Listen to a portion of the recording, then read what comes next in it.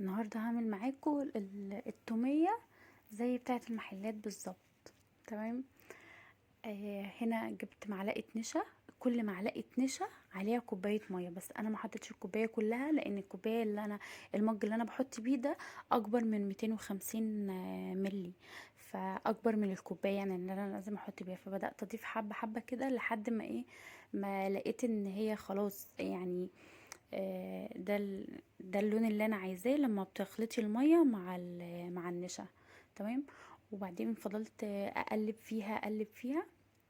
تفضلي تقلبي تقلبي كده لحد ما تبدأ تظهر تكتلات كده شفافة شوية. تمام. وبعدين تبدأ بقى كده بقى خلاص بدأت تدخل في القوام الكريمي اللي انا عايزاه. بعد ما وصلت للقوام الكريمي ده جبت الخلاط ونزلت فيه القوام الكريمي ده، بس بعد ما كان برد شوية، يعني ما تحطيهوش وهو سخن في الخلاط عشان هيبوظ الخلاط، مش هيخليه احسن حاجة. وبعدين جبت فصين توم، انا مفرزة التوم، واربع معالق خل في الكوبايه، وبدات اجيب الزيت وحطيت حطيت النشا والحاجات دي في الخلاط، وبس ما حطيتش الزيت وضربت. تمام. التوم اتخلط مع الخل النشا وكده. بدأ يتخلط كويس.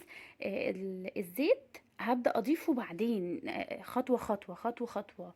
وحطيت معلقة ملح صغيرة، هي تبان في الفيديو كبيرة لكن هي صغيرة مش كبيرة.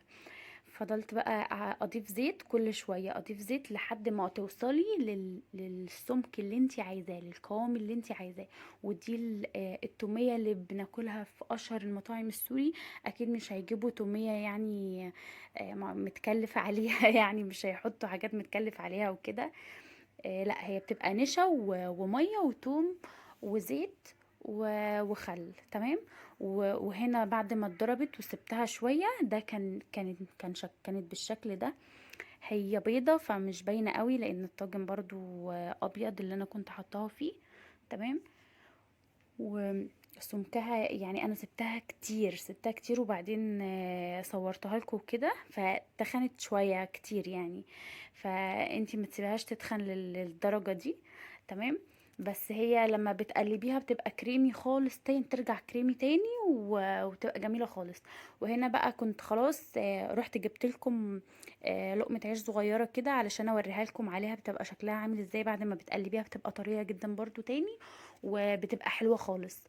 سيبيها بس تبرد شوية وهتبقى تمام معاكي. تمام. ما تنسونيش